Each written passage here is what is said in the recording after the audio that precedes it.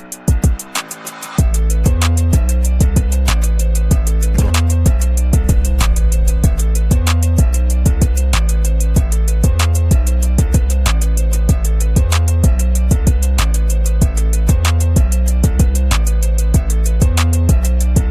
and welcome to another exciting episode of the Andre The Beast Crayton Show. Today, like any other day, is exciting. And I'm really excited because I never know who might come on this show, but today is truly a blessing because I like game shows. I grew up with them. I grew up with different television shows, you name it. I grew up in a great era of TV. Let's call it exactly what it is, a great era of TV. And this gentleman is by far a voice that is known through television now, then, and present. Welcome to the show, the one, the only, Mr. Rich Fields. Welcome to the show, Rich. Oh, thank you so much. Andre Crayton, come on down. You're the next contestant.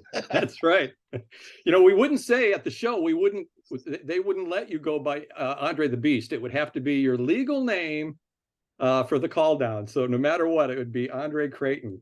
Oh, I like it. I like it. Rich, tell the viewers a little bit about you before we get into the question and answer, because this may go longer than 30 minutes. And I really don't care because your journey to where you is, your journey to how you got to where you are is truly magnificent. Tell the viewers a little bit about you before we get into the question and answer segment. Well, I worked with both Bob Barker and Drew Carey as the announcer on The Price is Right for many, many years, a better part of a decade. I did, Mr. Barker handpicked me as his new announcer after Rod Roddy passed away. You remember Rod, the flamboyant jackets, big guy? Mm-hmm. Rod passed away, two things, male breast cancer and colon cancer. And being a cancer patient myself, former cancer patient myself, I can only have sympathy for Rod. But nonetheless, when Rod passed away, they had auditions for the new announcer job. And Mr. Barker picked me in 2004. And I was the announcer on The Price is Right for many, many years, most notably through the very last year, you know, Bob's last 3 years, 3.5 years, but most notably his last year when everybody found out that he was retiring, everybody on the set. Right. The public didn't know it yet, but all of us on the set knew about it. And it was tough. It was tough working through that last season, you know, knowing it was Bob's last hurrah. Where were you from, Rich? What city and state can embrace the name Rich Fields? Avon, Ohio. I was born and raised in Avon, Ohio. And I talk about that in the book too. My book, it's called Trust Your Inner GPS. It's all about making my way to The Price is Right and trusting my intuition. And as a little boy, I mentioned this in the book, in Avon, Ohio, Andre, don't ask me who told me, I don't know how, but I just knew I had this foreseeable sense that I was going to work with Bob Barker at The Price is Right. I mean, it's insane. Everything I did all my life was to get there. It was tunnel vision the whole way. I had one goal in mind. And thank God it worked out, because if it didn't, I wasn't set up for much else. Rich, you might find this very strange. I lived in Avon Lake, Ohio. No way. Yeah. I'll be damned. Darn. right across the little bridge. Yeah, gosh, you know, all of our beach time is Avon Lake, man. Oh, yeah. God bless you. Kindred spirits. Yeah, yeah. When were you born? What year? I wasn't born in Avon Lake, but I was born in Georgia. I was born in 1963. 63, born in 60. So we would have been in Avon Lake as kids. Yeah, I love Avon or Lake. Were you a kid when you went there? I was in Avon Lake in 2005 all the way to 2007. Gotcha. What brought you there? Work? Business opportunity to open up a gym there and continue my education at Lorain Community College, which is now humongously. Wow.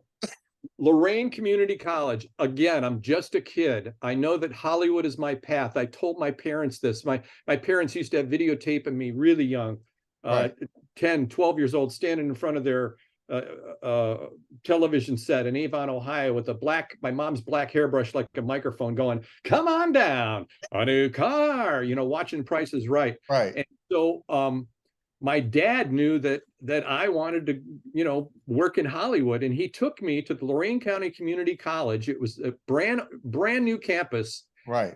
And they had a green screen. They had a little TV center, and they were showing people, oh, you can come here and learn some TV skills. And they had a green screen with some weather graphics on it. Right. And Andre, I got in front of that thing and I saw like a weatherman. I was like, oh, wow, look at, you may know, I did I'm a television meteorologist. I got an Emmy for television meteorology. I'm a weatherman.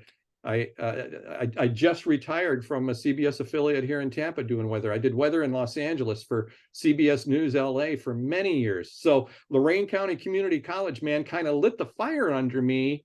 Really? I went from radio to TV to game shows. So it was all part of the plan, man, all part of the path. Now, you were saying when we was talking, when we was doing the pre-interview just a minute ago, that you traveled there, you knew this was your destiny. You was even to the point to where you didn't allow anything to stop you. You were even homeless at one time. Share the viewers about that a little bit. I was homeless. I was homeless for a while, and homeless in one of the worst places I could think of being homeless in, and that was Hollywood. Rough. It's rough there at night. It's rough. Los Angeles is a rough town, even more so now, more so than when I was there. It's insanely rough now. But I had a couple of adversities trying to get my way out to the Price is Right. When I was still in college, I was diagnosed with testicular cancer. I woke up one morning and my left testicle was the size of a lemon, and I was frightened out of my freaking mind.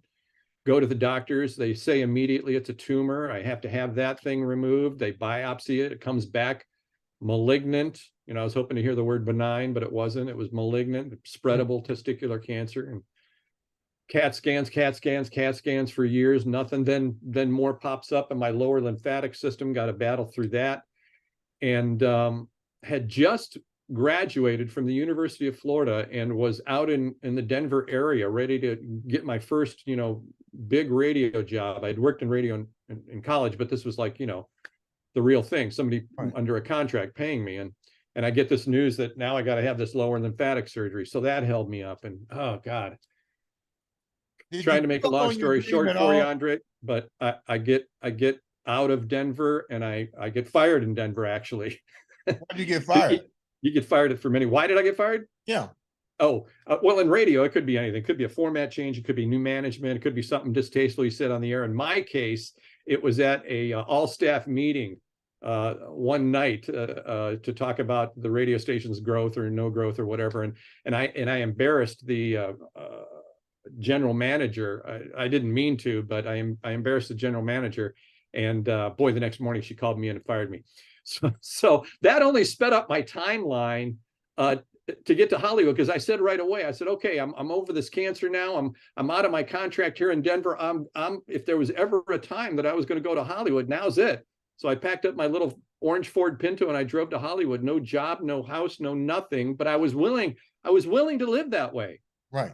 Andre, until I got back on my feet. It was a conscious choice that I made to be homeless. So I wasn't down. I was so excited to be there, Andre.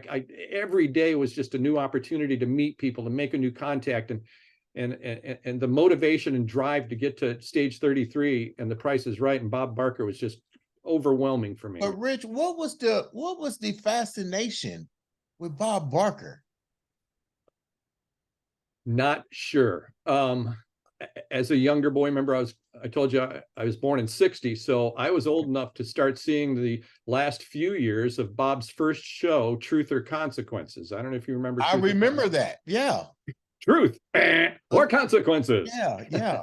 And now here's your host, Bob Barker. And so I didn't watch the show so much for the silly gags that the contestants were put through, but I recognized right away that this guy that ran this TV circus, he was very witty. He was very charming. Bob was a good-looking guy, and the women loved him on TV, and boy, he sure played it up. And then when The Price is Right came around in 1972, and Mark Goodson made him the host of that, boom, I was in, because The Price is Right was hot chicks and heels, and short skirts and bathing suits. As a young man, that was it. I was all in. My favorite game show had all this eye candy to it. So Yeah. I don't know, Andre. I don't know what told me. I've been told by metaphysical people that, Rich, you were like a baby that hadn't been tainted yet. They say young kids can see things we can't see. Right, right. Hear things we can't see. And these metaphysical people tell me you were kind of like a baby still. You were able to tap into this energy, and you were able to focus on this energy that was to be your destiny. And your intuition told you that, and you were bright enough, sharp enough to listen to it. Right. And I did. Something told me early on, you're going to work with this guy someday, in Hollywood. And so everything I did it was a great goal. I was like, yes, this is exactly what I want to do. I want to do game shows. I want to go work with Bob Barker. I want to learn from the best, man. Right. And that was my goal. I wanted to learn everything I could from Bob Barker. So when you get to California, you deal with a lot of adversities. Thank God you overcome all the cancers, and you still have that manifestation going on. Let's call it what it is. You still got that manifestation going on. Exactly right. You get there. How did the doors open up? How do you walk through those doors? You got other people there trying for this same job, but the confidence is already in you. How do you make that manifestation happen? And that's something I learned from my dad early on in life. Dad taught us all as kids. I got 2 older brothers and a younger sister. He was like, look, confidence and personality are going to win the day. If you go into any situation, any job situation, any kind of interview, happy to be there, a smile on your face, you're going to win the day over some people that may have the same qualifications as you. And if it's a tie, guess who they're going to go with? They're going to go with the positive person. So you're right. Here I am. I'm in Hollywood. I am so positive and happy to be there that I'm making things happen every day. I'm trying to meet new people, making another contact. I was trying to get on LA radio. I'm sending out a new demo tape every day. I'm contacting a program director every day. I'm driving down to a radio station to see if I can interview. So one thing every day. I talk about it in the book. Again, you do one thing every day that's going to get you one step closer to your ultimate dream in life. And Andre, it happens. You know this in your own career. You do one thing every day that's going to get you to that ultimate dream in life. And that timeline that seems so wide and so long, it's going to take years. Yeah, exactly, my brother. It starts to shrink crazy. And you know what? All of a sudden, after a week or two, subconsciously, you're doing not one thing a day. You're doing 2 things a day. You're that singer-songwriter that wants to be on American Idol or something like that. Well, what'd you do today to get there? Did you write any lyrics today? Yeah. Did you contact any agent about representation today? Did you send out any MP3s to a radio station, see if they'll play it today? What did you do today to get you one step closer to that ultimate goal? And I operated on that. Every single day I was in Hollywood, the doors open slowly. And sometimes you kind of got to nudge them open or even kick them open there because they don't notice you. Like you said, there's so many people going after the same dream. Right. Maybe not to be Bob Barker's announcer on The Price is Right, but you know what? There were. Once I got close to it, and once Rod Roddy passed away, and I realized what I was going to have to go up against other guys that were auditioning for this job, I found out from the executive producer of the show at the time, the producer of the show, Roger Dobkowitz, there was some 200 applicants that I had to freaking weed out. That's a lot of applicants. So there's at least 200 guys in Hollywood that wanted to do exactly what I wanted to do. So it was all about personality for me, Andre. It was all about being up and happy and being accessible to these people, making suggestions to them as to how I could advance myself in front of them and Mr. Barker. Even if they didn't suggest it, boy, I'd be like, well, can I cut another piece of copy for you and send you out a second demo? Just stuff they hadn't even suggested yet. And thank God I did, because that's what won the day. Rich, what were some of the people that you met along your journey? Because it's all about that, like you said, confidence, connections, you're meeting people. Who were some of the people that helped open up that door for you? Well, I did 10 years in radio out in Los Angeles. I was working for CBS Radio on Sunset Boulevard. A great job, Andre. Don't get me wrong. I'm a kid, young 20s, early to mid 80s, making great bank. But I wasn't satisfied. I was only using radio as my stepping stone to get there. Well, after 10 years, I wasn't getting the auditions that I wanted. I wasn't getting in front of the producers and the people that I needed to get in front of. Right. And I'd heard stories when I was out working in LA about Pat Sajak. He was a weatherman on KNBC out in Los Angeles, and they plucked him to be the host of Wheel of Fortune. I heard about David Letterman being a weatherman in Indiana. Obviously we know what happened to David Letterman. I heard about a lot of people making the jump from TV news into entertainment. Right. And so I thought, you know what, I'm going to retool. I'm going to go home. I'm going to start studying meteorology, and I'm going to come back to Southern California as a weatherman. And now I'm going to be seen. And when I'm in auditions, they're going to recognize me. I'm going to be somebody in town, because in radio, I was just being heard. Right. I needed to be seen. So I come back to Florida, and I go to Mississippi State University. I start taking their curriculum, and very early on in my weather studies, I was offered a job in Southern California. And so I left immediately. I did all my meteorology studies through the computer. I sat there in the class just like the kids did in class, and I took the tests they did, everything. And so I'm out in Palm Springs in this small area. It's not Los Angeles. We're not broadcasting to Los Angeles, but it's a bedroom community of LA. Well, out there, I started to meet some of the people that would end up really helping me later on. And one of those people was Monty Hall. I got a call from Monty Hall. I haven't heard that name in years. Let's make a deal, man. Yeah. I mean, Monty Hall was the king. Yeah. And Monty Hall called up. He said, actually called my agent. He said, hey, we'd like Rich to come out and host our golf event with us in Palm Springs. And so I did. And so I got to meet Monty that way. And I ended up golfing with Monty for years. But I met Peter Marshall out there. I met Jack Nars, some real classic game show people out there. And not that they helped open doors for me, Andre, but just their knowledge and to be able to soak up, a little bit of what they knew gave me a lot of good direction and guidance. What were some of the things that they shared with you? You mentioned the Pat Sajaks and those guys. What information did you find useful? I see him back there with Vanna White. Yeah. I did when Charlie O'Donnell passed away. I guess I'm the king of jobs after legendary announcers pass away. Rod Roddy passed away. I got that job at Price. Charlie O'Donnell passed away one night. It was October 31st. It was Halloween. This is the next morning, actually, that he passed away, the 1st. But I got a phone call from the executive producer at Wheel of Fortune, who I'd never met in my life, Harry Friedman. I was in my studio working one night in LA, and I said, hello. And he said, hi, Rich, it's Harry Friedman, executive producer of Wheel of Fortune. And I was perplexed. I mean, this guy didn't know me I didn't think from a hole in the wall. Right. And he said, I've got something I need to tell you, and then something I need to ask you. And I said, sure, Harry, what's up? He said, well, Charlie O'Donnell, our announcer, just passed away. And I was like, oh my God, legendary voice, Charlie O'Donnell. And he said, and now I want to ask you, we're in production, millions of dollars of studio time, equipment, people. Right. We tape tomorrow. We tape 6 shows tomorrow. We tape 6 more Tuesday and 6 more on Wednesday. Can you be there at 8:30 tomorrow and do Wheel of Fortune for me? And I did. So I went in, and Pat and Vanna, freaking so lovely, both of them. That big poster they gave me, they autographed it. I don't know if I'm sure you can't see it from that far away. I can see it. Yeah.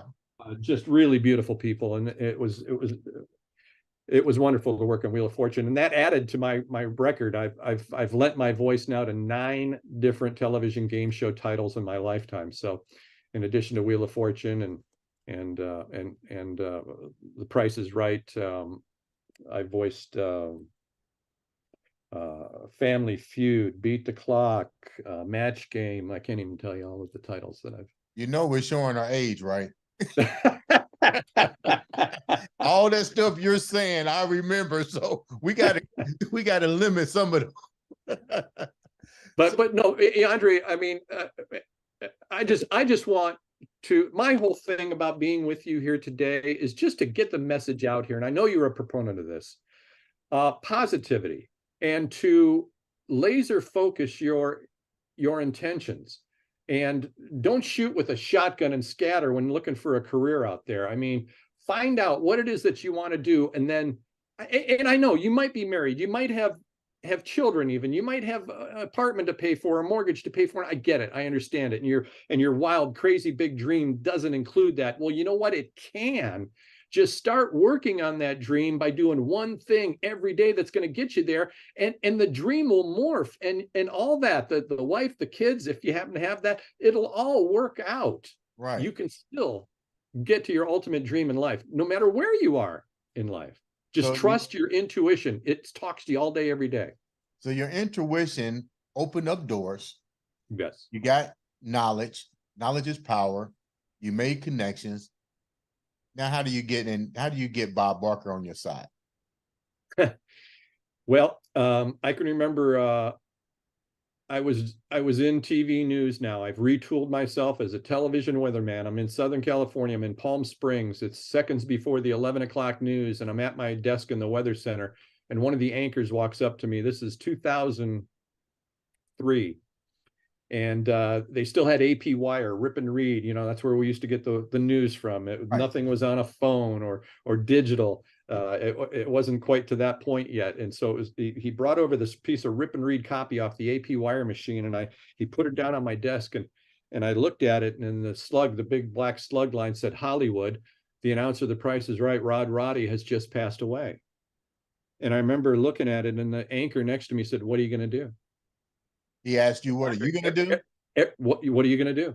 Because everybody around me knew that I was hell-bent on getting to The Price is Right with Bob Barker. And I looked up at him. I said, I'm calling The Price is Right tomorrow. And I did. I called The Price is Right. I asked to speak to the executive producer. Lo and behold, the guy freaking picks up the phone. I couldn't believe it. I thought I'd be vetted out by some secretary or PA, some production assistant, and then maybe have to wait a few days for this guy to call. So he picked up the phone, and now I didn't even have a spiel ready, Andre. Really? I was surprised. I thought they'd be calling me back and so on and so forth. But I just blurted out. I said, hi, Roger, you don't know me from a hole in the wall. My name's Rich Fields. I used to voice a Mark Goodson game show down in the state of Florida, the Florida Lottery's Flamingo Fortune. And right away, the guy buoyed up. Well, hi, Rich, how are you?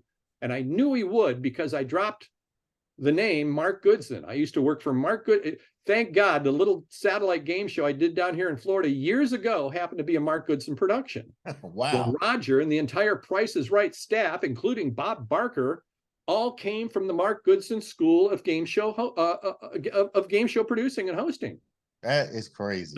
So Mr. Goodson had died years before Rod Roddy passed away, and this phone call I'm making to Roger, but that opened the door. He was like, oh, you worked for Goodson? I said, yes, sir, I did. You know, he's got 199 other people applying, but how many of them work for Mark Goodson? None of them. In the right place, right time, right people.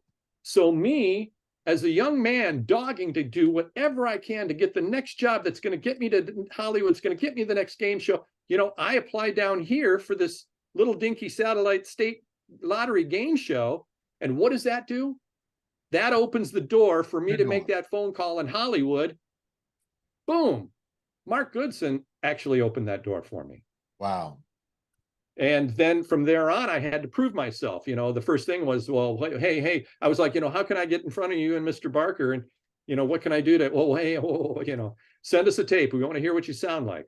And I was like, do you want game show tape? Do you want stuff off the radio? And he was like, send me a little bit of both. Right.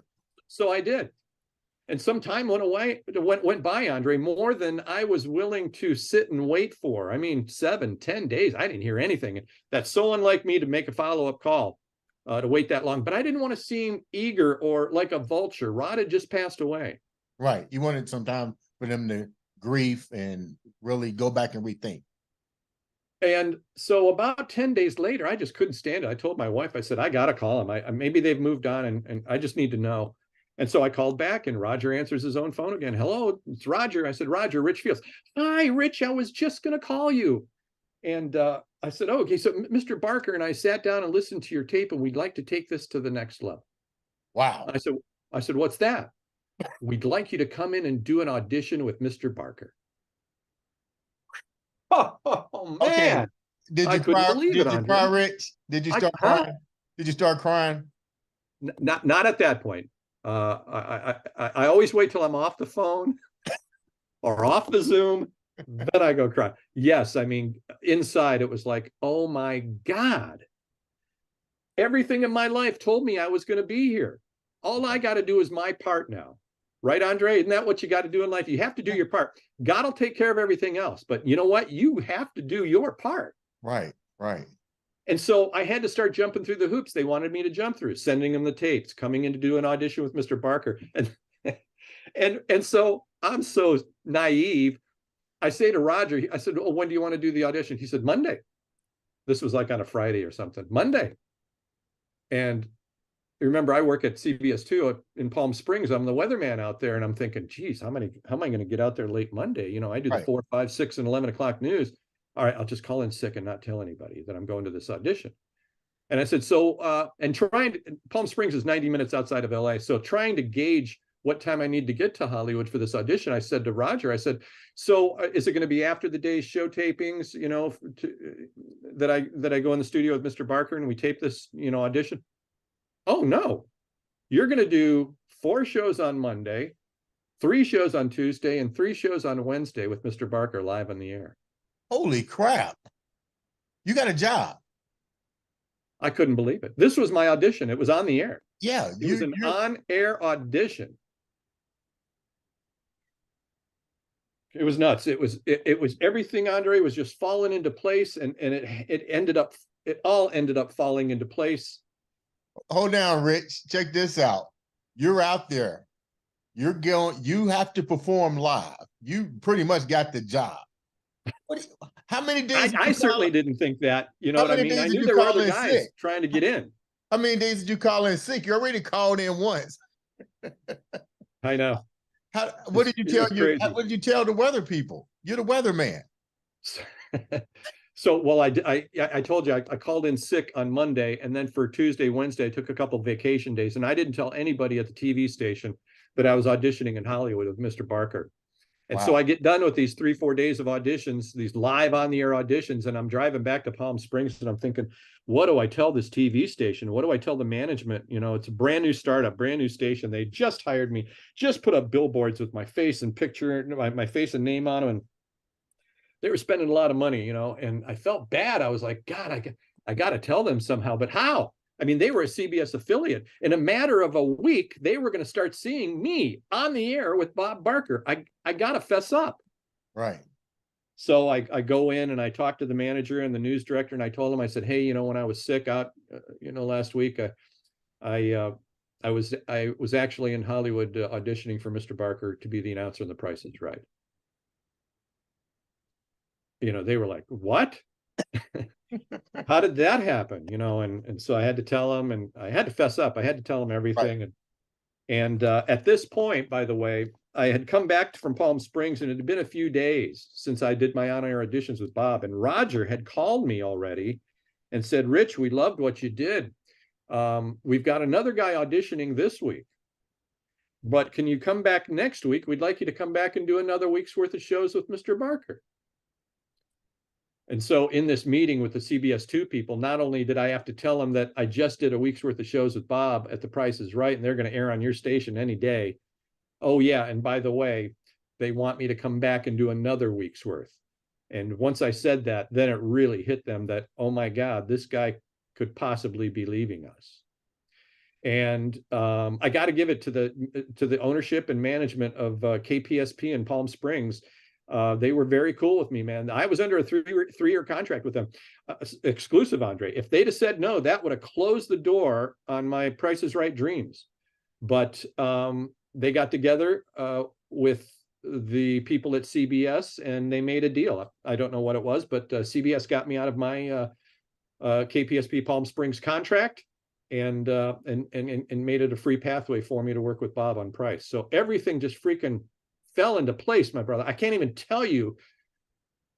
It's like I'm still in a dream that it all happened that way. And It all seems easy, but it wasn't. It was tooth and nail at every step. When did it become official for you? Because you said that they bought somebody else in. So there is competition, but you're you're laser focused, but you're getting back in your car. You just told them what's about to happen. So even though you're under a contract with them, you're still going after this dream. So you go back for part 2 of the dream. When do they actually say it's official and give you the contract? Well, of the 200 of us that had applied, about 6 got on-air auditions with Mr. Barker. So in between me every time, and even before me, there was a guy auditioning, that was good enough that they were going to give an on-air audition to. And so about 5 or 6 of us actually got on-air auditions. I got 2 weeks worth. I think I'm one of the few that got 2 weeks worth of auditions, because they were starting to hone in, and they were like, well, we think it's this guy. Let's do another week with him. You know what I mean? So after my second week, Rich, hold on a minute. Rich, yeah. What were they looking for in auditions? That's something that I think the viewers need to know. They're interviewing, but what are they actually looking for and listening for in your mind? Number one, I think they were looking for someone that could be a meld between Johnny Olson, the original announcer, and Rod Roddy. They both had distinctive styles, but yet they both spoke and carried on with the show in a certain cadence and intonation. And by that, I mean an almost effectuated type of announcing style. Okay. Price is Right is one of the last shows where you would ever hear somebody say, "A new car," or "a lovely etagere." Right. Everything is kind of effectuated, you know what I mean? Instead of nowadays, if it was Power of 10 or a brand new game show, I wouldn't announce that way. I announce that way for The Price is Right. Right now, I'd say a new car, you know what I mean? Right. A lovely etagere, you know what I mean? I wouldn't say a lovely etagere. But that's what Price is Right producers were looking for. They were looking for this particular style that was key to only The Price is Right. Price is Right had this announcerish sound to it. So they were looking for somebody that wasn't mimicking Johnny, wasn't mimicking Rod, but had the sensibility of understanding how they announced the show. I got you. You know what I mean? The copy might say, when Mr. Barker says, "Rich, what do you have for him?" Well, the copy probably says, "A new car," right? Right. Well, you don't read "a new car." "Bob, how about a new car?" You know what I mean? Right. And so I knew that that's how Johnny and Rod did it. So when I went in there, that's how I did it. And guess what? Don't reinvent the wheel. What they were looking for. Yeah, don't reinvent the wheel, basically. Exactly. And a couple of things that went along with that, Andre. They were looking for somebody that could speak clearly and crisply, fast, because Price is Right copy, there's a lot of descriptive things in Price is Right copy that the donor of the prize, let's say the new car, they want to get out there. Power steering, power brakes, automatic transmission. They want this all out there for people that are potentially looking for this type of new car. So you have to be able to read crisply, clearly, concisely, quickly, but not overdo it that people can't understand it. So that, the sound, and then who can come out and do the 15-minute audience warm-up before Mr. Barker ever comes out and get these people whipped up into a frenzy. Right. And once that is done, still have the breathing capabilities, and they're not so overly excited themselves that they're sweating from running around with these people on stage that they can't do the opening line of the show. Right. Which was a problem for a couple of auditioners. They gave so much in the audience warm-up, running around with people and having people come up on stage and dance with them, and that by the time that the guy in the back of the house gave him the cue, "Okay, let's do the show. All right, who's ready to meet Bob Barker?" And then you put the mic down and you run to your podium. You've got seconds, literally seconds, before they say, "All right, stand by, everybody, 10 seconds. Here we go. Coming down to 9, 8, 7. I mean, you have no time. Announce! Here it comes from the Bob Barker studio at CBS in Hollywood." Right. If you're out of breath and you're flushing and sweating from that audience warm-up, you're not going to be able to deliver any of this opening line or much of the show, for that matter, because when you make stumbles or have to do pickups after the show because something was said wrong or mumbled, well, that costs money. Right. Andre, down in the basement of CBS, there's editing booths. Well, that editing booth costs Price is Right money. The dude in there editing costs Price is Right money, all in time, like by the hour. Right. And so if I screw up, guess what? It costs the production company more money. So they were looking for somebody that could, man, get this copy out with little or no flubs. And other than maybe my, first few weeks, there were flubs during auditions. That's all right. But I didn't have crazy flubs through the whole show, Right. like some guys were having. But by the time after the first year, I rarely had a pickup. Maybe one a week I'd have, a week's worth of shows, one flub. When they tell you you got the show, who Hmm. told you got the part? Was it Bob Barker or was it the GM?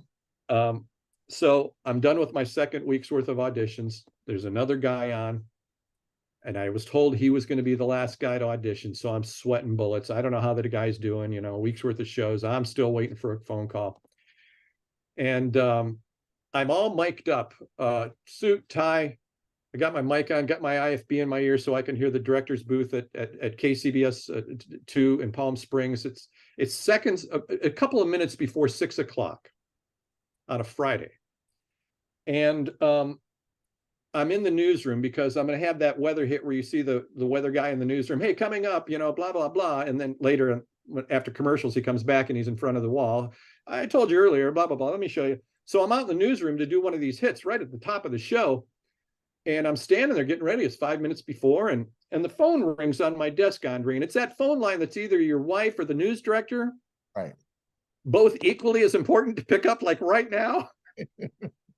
And again, I look up like 5 minutes to 6. So I pick up the phone. I said, hello. And it was my wife. And she had a sense of urgency in her voice. And she said, Roger Dobkowitz, the producer of The Price is Right, just called the house. He wants you to call him before 6 o'clock. He's leaving for vacation at 6, and you won't be able to get a hold of him for a week. He needs to talk to you right now. I look up at the clock, 4 minutes to 6. I dial up Roger Dobkowitz's phone number. I'm like, what is this about? They want me to come in again. 1 ringy dingy, 2 ringy dingies, 3 ringy dingies. Hi, hello, it's Roger. I said, hi, Roger, Rich Fields. Hi, Rich, how are you? I said, I'm great, Roger. I'm a couple of seconds from going live on television out here in Palm Springs for the 6 o'clock news. What's up? I'm trying to hurry him, Yeah. He's making pleasantries. He said, oh, I just have one question for you. I said, yeah. How would you like to be the announcer of The Price is Right? I said, well, of course, Roger. I said, that's what I'm going through the whole process for. And Roger, now sensing that I'm not getting his gist, right, he says, no, I'm offering you the job. Have you ever fainted, Andre? Not yet, but I will be. You got the job. Up to that point, I'd never fainted in my life. But my vision, Andre, flush. First, I felt my face flush, and then fast, very quickly, my vision went from full wide to closing in darkness to a little white spot, tiny, almost pinpoint. My knees buckled, and I was standing up at my desk, and I had the corded phone in my hand. I standing up at my desk, my knees buckled, and I went down. I caught myself on the desk, and I took a breath, and the light came back all of a sudden, and I started I damn near fainted. What a feeling. And then I realized I composed myself. I said, yeah, Roger, oh my God, thank you very much. I can't believe it. He said, well, congratulations. He said, I want you to know that you were handpicked by Mr. Barker himself. And when he was going to make the phone call to you, he said, Roger, have you ever made one of these calls to give someone the good news? And Roger's like, no. And Bob said, how would you like to call Rich Fields and tell him that he got the job at The Price is Right? And Roger was like, Roger told me in my podcast years later, he said, I was so elated that Bob Barker let me make that call. I said, why? He said, I knew I was about to change someone's life. Because, wow, Andre, as you can imagine, that network money, yeah, it's crazy. And it's life-changing. And Roger knew that. Bob knew that. Everybody knew the brevity of this guy getting this job. And so it was Roger Dobkowitz, the producer of The Price is Right, that had called me. It almost was Bob Barker, but and I've been asked, don't you wish it was Bob that called you about that? You know what? It doesn't make that moment any more special. I can't see how it would make the moment of getting the job any more special. And Mr. Barker has called me or my wife dozens of times over the years, and we got to be much closer with him than we ever hoped we could. So that having Bob call was all washed away by just the excitement of getting this lifelong dream. job. You get the job. You meet Bob Barker. Before we run out of time, we're going to keep going because I love this story. You meet Bob Barker for the first time. You got this job. First of all, what the hell did you do? You got to be on air at the same time that you getting this call. How do you tell them, hey, I just got the job? So I damn near faint. I thank Roger for the job. He tells me, look, I'll be in touch with you on a shooting schedule. It's going to start next week. I need to get together with your management at CBS2 and get you out of that contract, blah, blah, blah. I hang up the phone. I look up and it's literally the second hand is sweeping like from the 30 spot up to the top of the 6 o'clock. The second hand is sweeping. And in my ear, I hear the director in the booth at CBS2 say to the anchors out on the desk, all right, stand by, everybody. A little bit of a change up. We're scratching Rich at the top of the broadcast. We're going straight to the second story. We're doing it from the desk. Stand by. Anchors out in the studio. Here we go. Coming down in 3, 2, 1. The new announcer, The Price is Right, will not be with us on the 6 o'clock news tonight. Here we go, everybody. Dun, dun, dun. The news starts. Good evening, everybody. I'm Trish O'Shea, and I'm so-and-so. And I was standing there in the newsroom. Oh, my God, Andre, they heard everything. I had my mic on. They heard the entire phone call, me and Roger. Holy crap. Through the mic. And they all knew the same second I knew. It was just thinking back on it. I'm taken aback. Just thinking about it again, I get short of breath. It was so exciting. Well, it was almost like universal divine because yes, you can't get rid of somebody that everybody hears the good news. Like literally, like who wants to say you're fired when you just got this guy giving this guy the greatest news in the world? And the director in the booth and everybody in the booth, the director in the booth was married to the news director. Wow. You know, he called her at home immediately. Wow. So you meet Bob Barker. What's that like? Well, I met Bob for the first time on my first audition day. So rewind, second audition, guy in between me, first audition day. I'm in the green room. It was kind of a makeshift conference room at The Price is Right, filled with what looked to me to be unclaimed prizes from previous showcases that contestants didn't claim. You know, you can do that. If you don't want the prizes, you don't claim it. You don't have to pay taxes on it, you know. Mm-hmm. If you can't pay the taxes on that new car, 9 times out of 10, people don't claim the prize. Okay. Because you have to pay the taxes. So I'm in this green room. I'm first morning meeting, and the directors just introduced me to everybody around the table, the models, all the producers and everybody, and stage people. And we're about to have a table reading of the script where you literally read the prize descriptions, and then the director blocks out where the model is going to be, what door, right side of the car, left side of the car, right side of the game, left side of the game, when to pull this, when to do that, when to reveal. So that's what goes on in that morning meeting. And in the middle of that meeting, here comes Roger Dobkowitz, the producer of The Price is Right, and right behind him is Mr. Barker. And I'll never forget, Andre, I was so tickled to see Mr. Barker dressed in regular street clothes. He had on blue jeans, white tennis shoes, kind of like the old high top Nikes. He had on a white shirt with blue and white stripes, thin blue and white stripes in it. He had a St. Louis Cardinals gym bag in his hand, which he always carried. And he had his 2 suits slung over his shoulder. And he was coming in behind Roger Dobkowitz into this room. And he came in and he dropped his bag, boom, onto the floor. And Roger said, Rich, pardon me, everybody, Rich, I just want to introduce you to the host of our show here at The Price is Right. This is Bob Barker. And my first thing was, oh my God, how formal. Of course, that's freaking Bob Barker. What do you don't have to introduce him to me. He's an icon, man. Yeah. 19 Emmy Awards. And I stood up right away, you know, and because Bob had already dropped his bag and he was extending his hand between models across the table to shake my hand already. And I shook his hand. I'm looking at him right in his eyes, steel blue eyes, Andre, great eyes, man. And I look him straight in the eye and I said, Mr. Barker, pleasure to meet you. And Bob says, Rich, it's no doubt a pleasure to have you here with us. And I'm sure you're going to have a splendid time with us today. Right. Bob always used these key words that were just notable to him, man. When I hear the words, I hear anybody else use the words, I think of Bob, right? A splendid. Who uses the word splendid? You know what I mean? Right. And so he gets done, I know you'll have a splendid time with us today. And I said to Bob, I said, gee, I just hope I don't screw it up, Mr. Barker. And as he was picking up his gym bag and getting ready to turn to walk out, he didn't even look at me. Don't worry if you do. Don't worry if you do. And he walked out the door. Wow. And that don't worry if you do. Whew, oh, Andre, it took an amazing amount of pressure off of me. I knew they could stop tape and make corrections. I didn't realize they don't stop tape. They just continue going. And then when the show's over, I go back to the podium and we pick it up again. Bob's gone, everybody's gone. I just pick up the read again. But just knowing that they were going to be kid glovish enough with me that messing up wasn't a big deal for Mr. Barker. And if it wasn't a big deal for Mr. Barker, it wasn't a big deal to the producers, the directors, or anybody else on stage. And Bob put me at ease like right away. That was my first meeting with Mr. Barker. Hold that thought. We're at the 30-minute mark. We're going to come back with part 2 of your journey with Bob Barker and all the other major people that you dealt with. This has been another exciting episode of the Andre the Beast Crayton Show. Cut. Okay, now let's go into part 2. So, on you this, you want to do a welcome back, or how do you do it?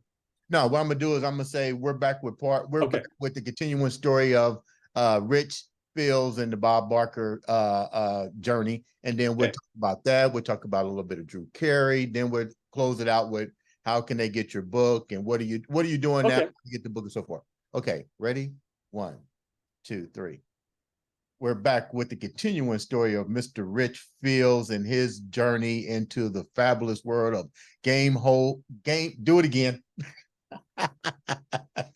Keep it rolling. 1, 2, 3. We're back with part 2 of the Rich Fields story of his journey to the fabulous world of Hollywood and Bob Barker. Welcome back to the show. Let's finish off this immaculate story. So you meet Bob Barker. He drops his bag. He welcomes you to the world of game show. This is your dream. Tell the viewers what's that's like now. Now you have a job there. Not saying you didn't have a good job before, because you just left being a meteorologist. Now you're in Hollywood. What's that like? Yeah, once I had the job permanently, it was a big deal, Andre. I mean, oh my God, the national press, the worldwide press, number one. I mean, when a network puts out a press release about you, it just opens the doors to all kinds of media attention. Mm-hmm. Radio stations, television stations, everybody on the planet. Certainly, if it was a CBS affiliate, they wanted to speak with me in one way or another. Morning show radio disc jockeys wanted me on their show right away. All of them, all the way across the country. TV stations, little sound bites. I can remember I was still working at CBS 2. And now I'm the announcer on The Price is Right. There was a little bit of overlap. The powers that be got together, the network and the local affiliate, the management, the local affiliate, and they said, look, the book ends at this time. We'd like Rich to finish that out for us on CBS 2. And the network was like, well, we're going to be taping Price is Right. Let's do them all together. Can he do his weather hits from Television City in Hollywood, and let's satellite them back to Palm Springs and so on and so forth. So we did that, and that was really cool. I won an Emmy during that period. As a matter of fact, I was taking people through parts of Television City and CBS they'd never seen before. I was taking people on the sets of other soap operas and other shows, and getting other hosts in the hallway. And which soap operas? Which soap operas? The Young and the Restless, the Bold and the Beautiful. All correct. Both of those, Young and Restless, Bold and Beautiful, right next to Price is Right. Craig Ferguson was upstairs with the Late Late Show. Just a myriad of shows, and I would take people down to the basement of CBS where the vault is located. Many seasoned CBS employees, been there many years, never knew that there was a vault underneath CBS where they keep jewels and cash and very expensive things like that are prizes on The Price is Right. So I took Palm Springs viewers down underneath there and let them see what that was all about. So it was really cool. I was doing both jobs at the same time, and I was very busy, but Andre, I loved it. Man, I ate it up. I couldn't believe it. I knew that the CBS 2 weatherman thing was going to end, but I still ate up doing them both at the same time. I felt like, God, look at this. You always said that if you didn't get the job at The Price is Right, that weather in LA would be a great job someday. And here I was doing weather in LA, but it was for this Palm Springs station. But I was like pretending like I was an LA weatherman. Like I was like, God, this is what it would be like to work in this town, man. You know? And years later, after The Price is Right, I ended up going to work for CBS News in Los Angeles, 2 stations out there. And I was their primetime, nighttime weatherman for years out there. When all this stuff start to manifest and come true, when does reality actually set in? When do you calm down and now work on your craft, your dream? You know, so much is coming at you now. You're doing your affiliation with the weather from different remote locations, probably the first to even do that. You won the image, everything is manifesting in front of you and it's coming true. But when do you actually say, okay, it's here, I got the legendary Bob Barker, I got this opportunity, when do I really start focusing on my craft? Because this is what you got. You can't do everything. You got to home in on your on what your vision was. Right. And as soon as I got the full-time job at Price, even though I was doing weather, Andre, I could have done that weather stuff in my sleep. All that personality stuff, you know, behind the scenes at The Price is Right, I would take viewers, all that, I could do that in my sleep. So I was already focusing in on the announcer job and The Price is Right, and already really taking the job super seriously. I mean, if you've ever seen an announcer's copy of a script, let me show you this real quick. I don't know if you saw this in the background, but this here, this is the final script. This is Bob Barker's last show, and this is the announcer script, my script, the only one, autographed by Mr. Barker. And the script is generally about 18, 20 pages long. And so if you were to open this up and start going through the pages, you would see the paragraph for the lovely etagere, and you would see little slash marks or little underlines or circles around words. They mean something to me. You know what I mean? A hash mark means to pause for me. An underlined word means to punch it a little bit. You know what I mean? So as I get to these words, I'm really focused in and honing, you know, in on the craft, the consummate professionalism that Johnny Olson had and that Rod Roddy had.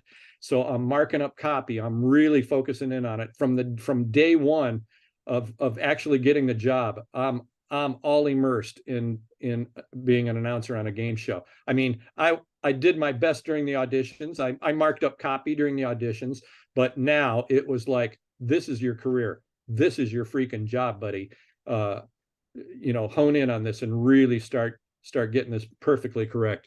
So, like right away, to answer your question, right away, I was all in right away. What were your weaknesses going into it? You know, you haven't done a lot of game shows, but now you're thrust into the belly of the beast, basically. Yeah. What were your weaknesses going in? What did you feel you had to perfect? Or did Bob Barker or anybody ever come to you and say, you know what, you're good, but never once. That was one of the things about the auditions. I'll never forget my very first audition day, Andre. We did my first show with Bob. Okay, a lot of stories involved with the show, but we'd done with the show, right? And I knew I had a couple of flubs, and I knew I had pickup lines to do. So in my headphones, after the show was over, the associate director upstairs says, "Rich, stand by. We've got a couple of pickups for you." And I said to him into the microphone right away, I said, "You guys hang on a second." I said, "I'll be right back." And they were like, no, don't go anywhere. But I had to. I took off my headphones and I ran across the stage because Mr. Barker was leaving the stage. And Andre, not that I doubted myself, but I thought to myself, boy, if you sucked on that last show, they may not have you back for the second show or any of the shows later this week. You need to get a picture out of Bob Barker like right now as a memento. So I told the guys in the booth, hang on, I'll be right back. And I ran across the stage with my little Casio digital camera. I remember digital cameras. And I said, Bob, sorry, Mr. Barker. He turned around. Yeah, that's right. I said, can we get a photograph before you go back and get changed? I'd be delighted to. And so we stood backstage and he put his arm around me. And as we're taking a picture, he says, and by the way, you did a splendid job on that show. Very good. And I was like, oh my God, Bob Barker just freaking told me I did a splendid job. Wow. And then I concentrated on the picture. I told the guy, okay, he was holding them like, this way. I wanted it more landscape. So I was like, oh, sideways, please. Take one more. Boom, he takes it. And Bob was like, okay, let's go get ready for show number 2. And I went back to the podium, put my headphones on and said, sorry, guys, that Mr. Barker wanted me. Okay, let's do these pickups. So then we did the pickups for the show. While that's happening, I don't even notice this, but lights are going out, stagehands are leaving, the audience is being let out of the studio, CBS pages are escorting them out, now the pages are gone. I didn't see any of this happening, but when I got done with my pickup lines, I looked up, I took off my headphones and I looked around the studio, and Andre, it was pitch dark. I was all alone, except for the little pen light above my podium copy, which I turned out, and I literally was in pitch dark. A little bit of light was coming through some of the stage, the huge elephant doors. You know what those are? Yeah. Big stage doors. They call them elephant doors because you could get like 2 elephants through them at the same time. Massive doors. So I could see a little bit of light coming through those doors. But here I was in this studio all by myself. Black, pitch dark. I was like, where the hell did everybody go? There's no producer coming up next to me, no associate producer to say, hey, next show, do this, do that, you slow down here, do that. The director didn't come up, nobody. So I walked back to my dressing room thinking, maybe there's someone waiting for me back there. There was nobody back there. No stagehands, no grips, no nothing. I walked out into the main hallway of CBS, these massive hallways. You could drive 2 semi-trailers back to back, or side to side through these hallways, 30-foot ceilings. I look out there and there's no one around. I thought there was a bomb scare and I didn't know about it. I thought the place was evacuated. Finally, across the hall from Young and the Restless, a stagehand comes out of there. And I said, where'd everybody from Price go? And he said, lunch. And he pointed. So I walked down the hallway, huge cafeteria, CBS commissary, packed, a couple hundred people. And they're all at lunch. But nobody was there to give me any kind of critique. Nobody said, do this, do that. And I told my wife, driving home that day, she said, how did it go? I said, I don't know. I said, nobody was there to give me any critique. We did 2 shows today and nobody said a word. And she said, you're kidding me. Roger Dobkowitz, a producer, didn't give you any notes. And, notes in Hollywood is really criticism. They're going to critique you or give you some kind of criticism. I said, no notes. And she said, wow. Well, and here I am. I'm coming down off an adrenaline dump. And you know how that can be. I mean, yeah. And so it's a little bit of self-doubt coming in. And I actually said to Christine, I said, I don't know. Maybe they thought I sucked. They didn't say a word. And she said, well, did you at least get a picture with Mr. Barker? I said, oh, yeah, I did. After the first show, I ran right over. I got a picture. You wanted to make sure you got that. and yeah, I want to make sure I got that. And Bob said to me that I did a splendid job today. She goes, well, that's all you needed. JC, she says, yeah. Gee, Bob Barker told you did a splendid job. What more do you want? Yeah.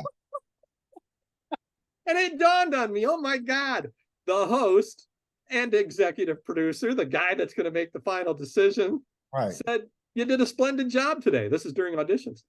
So the one thing I found out, Andre, about Hollywood, nobody throws out accolades. Nobody. Right. If you're not good enough to be on that show, you wouldn't be on the show. Right. Everybody's a professional and nobody strokes anybody because it gets kind of old. So nobody strokes anybody. They don't say, oh, I love your show. Yeah, I love what you, that's all crap. That's TV stuff. They don't do that. What was one of the saddest moments that you had in your what? Journey? What was one of the saddest moments you had in your journey there that you look back on and said, I wish I had did this differently. It might have made the road less travel, a little bit more easier. Now that you look back on it? I don't know what I could have done different that would have made it better, to make it better for me, you mean? Yeah. That would have made a better situation. It was all so great, Andre. I can't think of one thing that, I mean, I got in trouble a couple of times, don't get me wrong. And when you're in trouble with Bob Barker, it's like you're in trouble with your dad or your grandfather. And it's Really? when he lets you know that he's disappointed in you, oh, it hurt. Oh, he let Uh, you know you was that he was. Say again. He let you know that you did something that he didn't Well, favor to. yes, there were two different times, and if you have time, I'll tell you both stories real quick. This is part two. Go ahead. Okay. Um, it was days being into the show, and I told you about running across the stage to get that photo with Mr. Barker when I was auditioning. Yeah. And I had just been named the announcer, and this is days of being the new guy. So full time, I'm the dude, maybe a week's worth of shows as the dude under my belt now. And I had just started a website. This is 2004, when claiming your own space on the internet was fairly new to people. And I had a website, and on that website, I started to receive email from fans, Price is Right fans, who had seen the CBS press release that I was the new guy, that I was the new announcer. And shows that were taping with Bob Wright at this point weren't on the air yet. This is all before the new fall season has started. So it's end of summer, and we're working, we're taping, because come the first week of September, all the new shows are going to start airing. So you're working your butts off. And so I'm getting all this email, people saying things like, oh, we'd love to see a picture of you and Bob on the set, and how did they change the colors and blah, blah, blah. And we just would love to see you two together. So after like the 10th or 11th email kind of saying the same thing, I thought, you know what, I'm going to ask Bob if I can post this photo of he and I on my website. So the next taping day, I went in and I knocked on Bob Barker's dressing room door, and going to see Bob was kind of like going to see the Pope. This actual story I'm going to tell you is in my book. Okay. About going to see Bob and it being like the Pope, and as confident as I was, or at least as confident as my door knock sounded, inside I really wasn't about going to speak with Bob about this. But again, I think it's intuition kind of stopped me in my tracks and said, hey, dude, freaking, don't sweat this. You're not doing anything wrong. And Bob loves you. He did. He loved me from the get-go. And so I hear from inside the dressing room after the knock, I heard, come in. And you could always gauge Bob's mood every day by the way he said, come in, when you knocked on his door. And not everyone, was even privy to knocking on his door. A producer here and there, an associate producer, me, I had total access. Bob loved me to come on over. He loved talking to me. He'd come over to my dressing room and sit sometimes, but his was much more palatial. Anyway, so Bob says, come in. And I thought, oh, great. Nice, come in. I walked in the room and I started to explain Bob about the website and can I post this photo that I took of us, a couple of weeks ago? I'd be delighted. And so I go home and I post the photo. A week or so later, I'm done with the audience warm up. I'm getting ready to run over to my podium and who's ready to meet Bob Barker? And the whole crowd goes nuts. And here we go. And I run over to the podium and I look down and there's an envelope there, a letter envelope, and it has Fremantle Media logos on it, the people that own Price is Right, and has my name written on it, and it's sealed. And I looked around, I looked around, I was like trying to see if anybody was going to make eye contact. Who left this for me? I mean, I heard in my ear, 30 seconds, stand by, everybody. I thought, should I open it? Does this have anything to do with this show? Is this a paycheck? Is this a party invite? What the hell? I didn't know what it was. And I heard the director say, 15 seconds, stand by, everybody. So I ripped it open. And I was shocked. I opened it up and it was a cease and desist letter from Fremantle Media, the people that own the Price is Right. Cease and desist from using the photo and likeness of any photo and likeness of Bob Barker on your website. Take it down now. I was like, what? I couldn't believe it. And I wanted to go talk to Bob right away. I was starting to flush and get a little angry. I was like, who freaking left this here for me? And who left this for me on my podium seconds before a show? I can't run and even ask Bob about it now because it's show business sacrilege, Andre, to go up to a performer and talk to him about anything that's going to get them off their center before they walk out. You know that. Right. You know that. And so I thought, I'm going to have to wait. But somebody just did it to me. Somebody just dropped this bombshell on me seconds before multi-millions on television are going to hear me and see me here in a second. 310 people in a studio audience. Who would try to sabotage the show and put me off my center? or didn't even think about it? Were they that freaking stupid that they didn't even think that it would affect me before the show? Either way, I knew I couldn't go to Bob with it right away. I had to wait till after the show. Mhm. As soon as the show was over, I ran backstage and I caught Bob in his dressing room. And I said, Mr. Barker, I said, look, I said, my God, the other day here, somebody from Fremantle left this cease and desist letter on my podium seconds before the show. They want me to take down my website and the photo that you and I that's on there. You know, I've got your permission here to use this, Bob. And he picked up his gym bag and he had his clothes over his shoulder and he started walking toward the dressing room door, and he stopped and he turned around and he looked at me and he said, you know what your problem was here? I said, no, you didn't ask. I said, what do you mean I didn't ask? Don't you remember the other day when I came in here and I showed you this photo and I asked you for permission if I could post it on my website and you said you'd be delighted? Bob Barker looked back at me and he said, I don't remember that. Holy shit. And he walked out the door. I was like, what? I mean, my whole world started to implode. I couldn't believe it, Andre. I was like, wait a minute. I didn't dream this. Right. It was like the president of the United States was standing in front of me and he was absolutely denying any kind of complicity in whatever had just happened in the world or whatever his monkeys did, you know, for him. I couldn't believe it. And, you know, Bob was like 85 at the time. And I thought, does he just not remember? But I said right away, Bob is so sharp. He was executive producer of the show, budgets, money, everything, every line employee. I mean, Bob was sharp. He knew everything about that show. For him to say that he didn't remember just threw me for a loop, threw me for a tizzy. What I come to find out was I should have asked the production company for permission to post Bob's name, face, and likeness, because his name, face, and likeness was under contract to Fremantle Media. Did Bob handle it the best way by saying, I don't remember? No, you know, but it was my first glimpse at the facade or the veil of Hollywood. It was the first glimpse for me that veil was lifted. And I actually saw the real business side of Hollywood. I'm going to say that's the business side. He's not Bob Barker. He's owned by the company. The artist. The artist, Bob Barker. And you know where that comes from. How did that affect you from that moment on? Now you see the business side of it. How did that affect your relationship with Bob and separating Bob as the artist, Bob as the guy that welcomed you into the forum, and now you're dealing with corporate. Right. The corporate Bob, right. And somehow in his head, he's able to compartmentalize those things. You know, when he's being corporate, boy, he did not feel like my buddy. So anyway, I'm left standing in Bob's dressing room.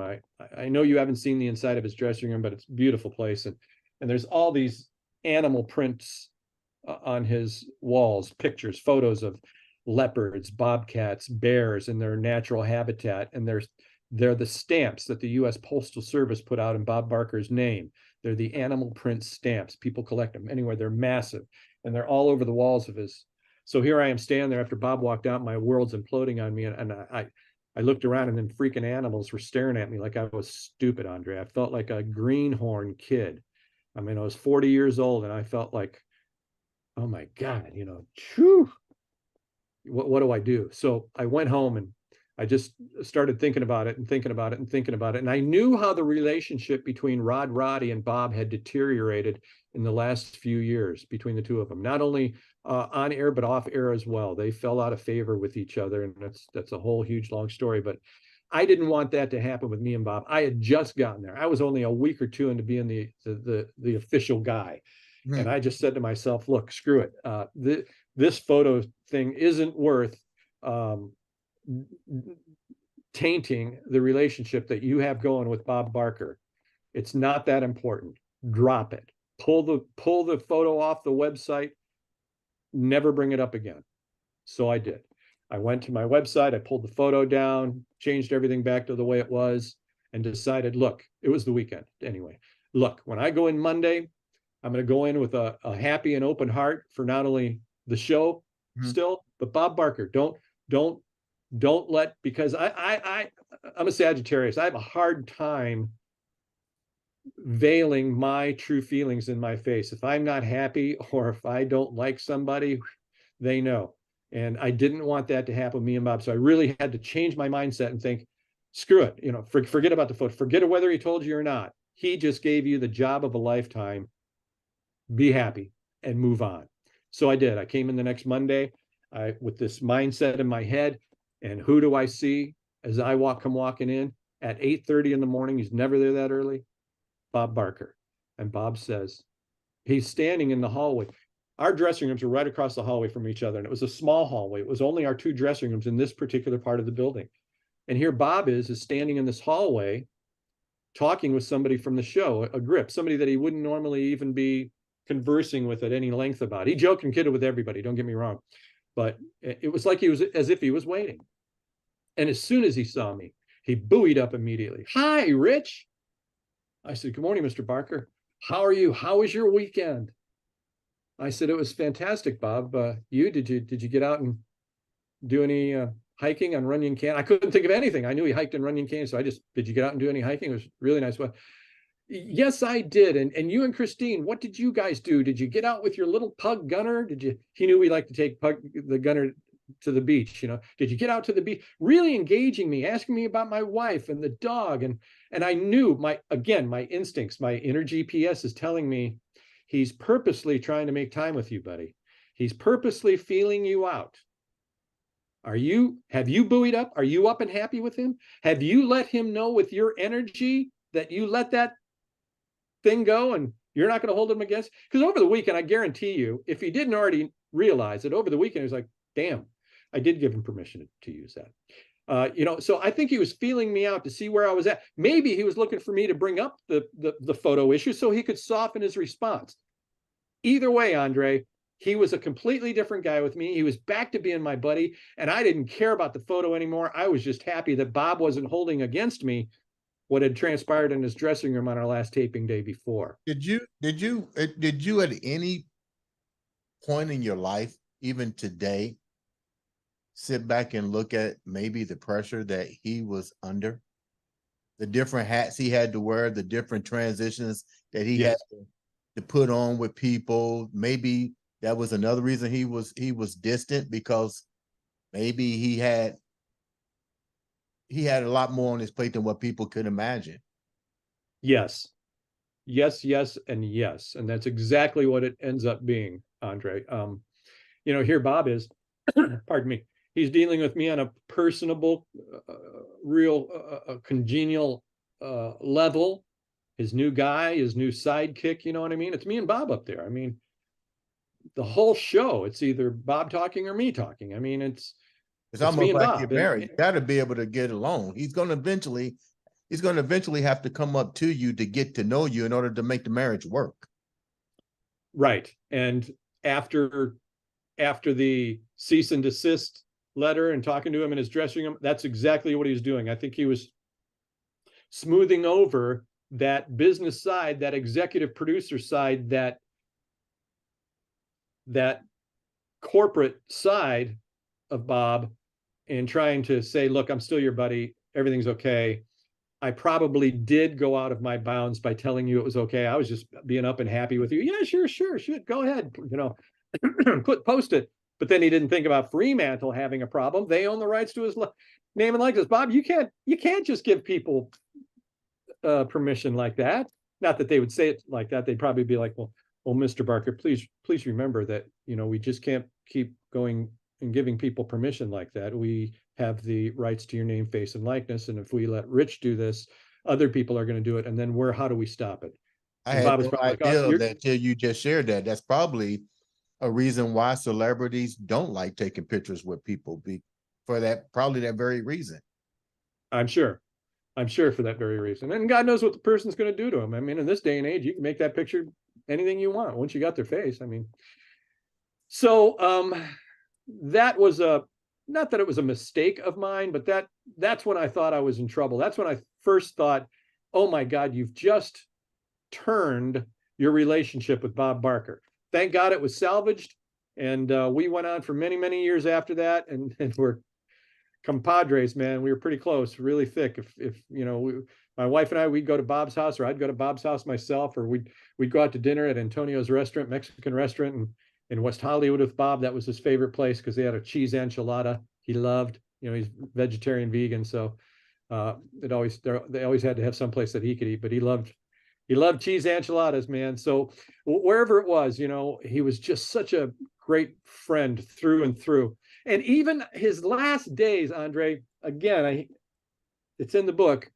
You can go to my website, by the way, richfields.tv, and get all these stories, richfields.tv, and get the book. You can get the audiobook, you can get the Kindle e-reader version, you can get the paperback, you can get the hardcover. But all these stories are in there, most all of them. And What's one it's of the just really things you remember most when your relationship with Bob? And what do you remember most? And what's the one thing that you live by today from that experience?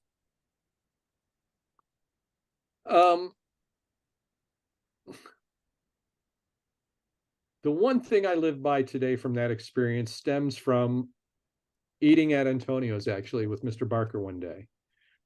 And you know, he's just a regular guy. He's in a restaurant having a meal. And you know, people recognize it. You see Bob Barker out in Hollywood, you're like, oh my God, there's freaking Bob Barker. Hi, Bob. You know, they just think they know you so well. And no matter how many times people came up to the table or asked him to take a picture, he was always smiley and happy, genuinely. I mean, I know the difference in the two Bobs. And he was always so happy to speak with them and just to interact with them and take a photo with them. And he sat down one time and I said, Bob, does that ever get old? Is it tiring? Does it make you not want to go out? You know, and that kind of stuff. And he says, my boy, he said, these people are the reason that I'm on the air today. These people are the reason I've been on the air for 50 years. We should both give them all the courtesy we possibly can. And so I took that with me to every job, through Price is Right, through television, whether it's CBS. And even now when I'm out speaking, I am much more accessible to people now. People might see me and I notice, well, you know what? I'll wave. You know, instead of turning and not giving them the chance to come up, now I'll wave and smile. And to them, that opens the door. Then you see them immediately approach you. Oh my God, you're Rich Fields from Price is Right. Indeed, I am. You know, airports, whatever. Anytime somebody said, "Oh my God," you know, call me down, I'd ask their first and last name. You know, and I'd say, Andre Crayton, come on down. You know, I'd give it to them. Even after I was done with the Price is Right, people recognize me and say, call me down, call me down. I do it because I want their interaction with me to be as positive as the show was. I wish other celebrities thought the way you thought. And I think they may get into that. I get it. You want your privacy, but when you put yourself out there and you build yourself, you become part of those people. Those people deserve to have, let me rephrase it. I don't want to say they deserve. I simply think when you put yourself out there as an icon, no matter how the level is, the playing field, those people engage in you. You have the obligation to at least acknowledge. I've been to events where I see celebrities, whether it be athletes, and I see them do like this. They'll get their phones, or they you can see the purpose disconnection. And I'm thinking to myself, okay, dude, we're your fans. Right. Where would you be without the fans? Where would you be without the support that these individuals give you? So my hat's off to you and individuals like Bob Barker, that you don't hear that from celebrities. Say, you know what, they're the people that put the check in your pockets. It was a great life lesson for me. Like I said, I carry it to this day. I carry it to this day. I used to be not standoffish, sure, and not that I was even bashful, but I certainly wouldn't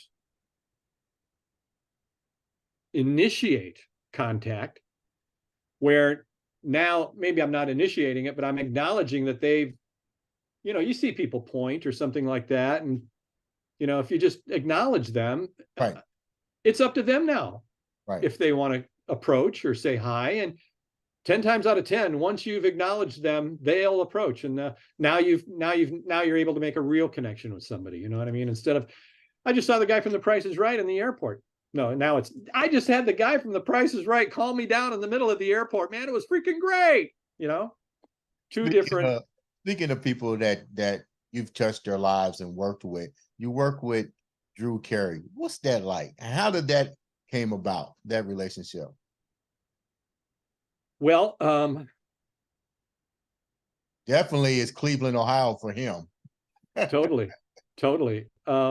Which, I'm born and raised outside of Cleveland. We talked about that earlier in the first episode, being from Avon.